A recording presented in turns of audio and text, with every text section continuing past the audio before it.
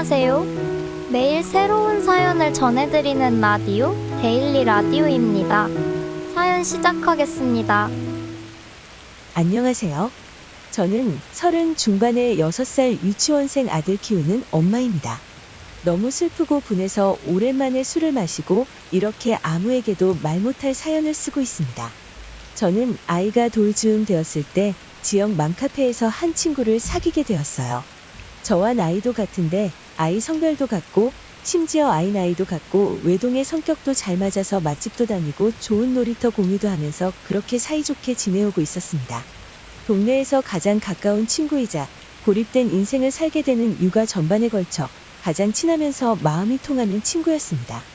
그런데 4년 가까이 되는 그 우정을 버려야 할 때가 온 것 같다는 생각이 드네요. 저는 언어가 지연인 아이를 키우고 있어요. 아직 장애라고 판정이 내려지진 않았지만 아이가 언어가 느린 상황이에요. 신체 발달은 오히려 또래보다 크지만 언어 발달만 느립니다. 그걸 제 친구도 알고 있고 친구 아이는 제 아이보다 생일도 늦지만 정상 발달 아이라 말도 잘하는 아이입니다. 서로 돌 때부터 봐왔기에 친구는 제가 얼마나 마음고생을 했는지 다 알고 있죠. 친구는 저에게 남편 다음으로 위로가 되며 힘이 되는 존재였어요. 우리는 자주 만나 아이들끼리도 친하게 지내도록 격려해줬지요.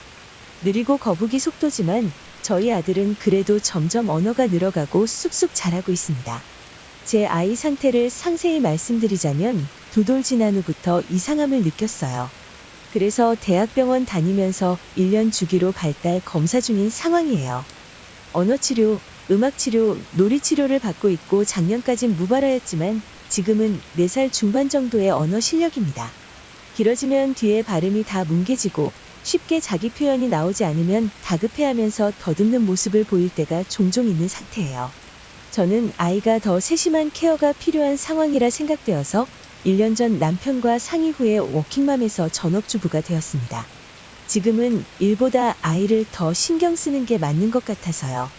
제 친구는 워킹맘이고 이번에 승진을 하면서 일이 바빠지게 되었어요. 친구는 시간이 많아진 저에게 자신의 아들 픽업을 부탁했지요. 저희 아이 유치원은 가까이 있었지만 친구네 아들 유치원은 멀리 있었습니다. 저는 자차로 편도 4km 정도의 유치원으로 가서 친구 아들을 픽업해주고 아이 저녁 먹이기, 목욕, 양치, 도시락 식판까지 모두 시켜줬어요. 그냥 아이 데려가서 재우기만 해도 될 수 있도록 신경 써줬지요. 저도 워킹맘으로 아이를 키워봤기 때문에 등하원 도우미를 고용하는 게 너무나도 힘들다는 사실을 알고 있습니다. 간절한 마음으로 무작정 금액을 올리면 돈만 보고 지원하는 사람들이 많아요. 아이를 보는 일인데 면접 볼 때 아이 한번 쳐다보지도 않고 지원서를 제대로 읽어보지도 않고 지원하는 분들도 계십니다. 정상적인 분 하루 4시간 정도 쓰기만 해도 150만 원 지출은 최소 비용입니다. 제가 그 어려움을 너무나도 크게 알고 있기 때문에 그 무엇도 바라는 것 없이 오로지 일하느라 힘든 친구를 위해 도움을 주고 싶어서 도와주게 되었습니다. 6시 안으로만 픽업하면 된다 했지만 아시잖아요. 부모들이 3시쯤부터 데리러 오는데 가장 먼저 엄마가 데리러 오는 친구가 아이들 사이에서 가장 부러움을 삽니다. 내 아들은 아니지만 그래도 엄마를 기다리는 아이가 안쓰러워서 어느 순간부터 제 아들 픽업 시간인 3시에 아들 픽업하고 바로 친구 아들 유치원으로 가서 4시도 되기 전에 친구 아들을 픽업했어요. 제가 워킹맘일 때 제일 늦게 하원한 아이가 제 아들이었고 그렇게 혼자 놀았던 영향으로 언어가 늦어졌을까 노파심 때문에요. 친구가 저희 집에 아이를 데리러 오는 시간은 밤 9시 전후였어요. 저는 무급으로 하루 5시간 가량을 친구 아이와 놀아줬지만 크게 개의치는 않았습니다. 아이들들이 집에서 잘 노는 모습을 보며 한편으로는 뿌듯하기도 했고요. 그렇게 거의 한 달 정도를 즐겁게 픽업해주고 신경 써줬습니다. 그러고 다음날 휴일에 밥 먹으러 가자고 하더라고요. 내심 이런 생각은 했습니다. 한 달 가까이 그렇게 아이 신경 써줬으니 밥 한 끼라도 사려고 하지 않을까 하고요. 그런데 다 먹고 본인 것만 결제하더라고요. 좀 서운하긴 했지만 사주겠다고 하고 밥 먹으러 나온 것도 아니고 대가바라고 한 일도 아닌데 마치 밥 한 끼에 모든 대가가 지불된 것처럼 보이면 그게 더 싫어서 그냥 아무 말 하지 않았습니다. 그래도 서운한 건 어쩔 수 없더라고요. 1인에 2만 원도 안 하는 밥인데 등하원 도우미한테는 시급으로도 충분히 줄 수 있는 돈인데 나는 픽업하면서 기름값 한 번 달라고 한 적도 없는데 하고요. 그게 그렇게 큰 욕심이었나 하면서 속상한데 말을 못해서 더 속이 상해 있었습니다. 늘 친구는 저에게 고맙다는 말은 했습니다. 그 후에도 아이 픽업을 계속 부탁해서 자주 해줬어요.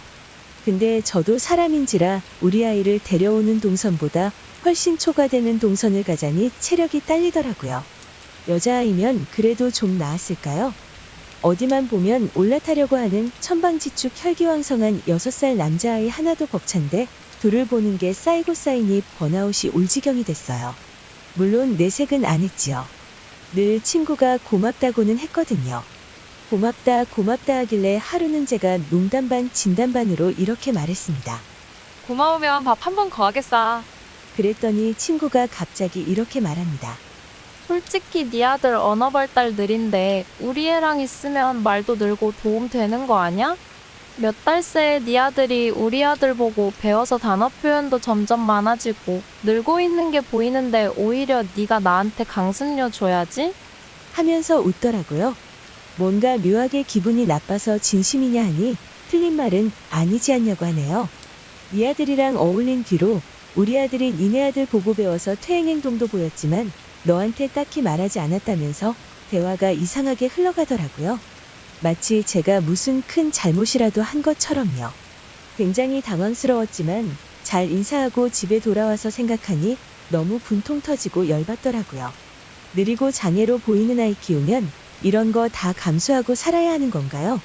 아직 장애를 진단하기에는 나이가 어려서 장애가 확정된 건 아닙니다. 의사들도 신중하게 접근하는 부분이고요. 자기가 급해서 부탁해서 호의를 베풀어줬더니 아픈 내 아이 걸고 넘어지는 게 너무 속상합니다. 제가 돈을 달라고 한 것도 아니고요. 만약 줬다고 하더라도 저는 그럴 필요 없다며 리턴해줬을 겁니다. 보충 이해해서 내 아들처럼 챙겨줬더니 밥 한 끼 욕심낸 게 죄였나 봅니다. 속상해서 아들 재우고 맥주 2캔 했더니 취기가 올라 주저리 하게 됐습니다. 너무 눈물나서 남편한테 말도 못하겠어요. 저 혼자 알면 저 혼자 눈물 삼키면 되는데 남편한테 말하면 남편도 분명 속상해서 하루 종일 일에 집중도 못할 게 뻔하거든요. 그래서 이렇게 익명으로 사연을 작성하게 됐어요. 너무 감정적으로 견디기 힘드네요.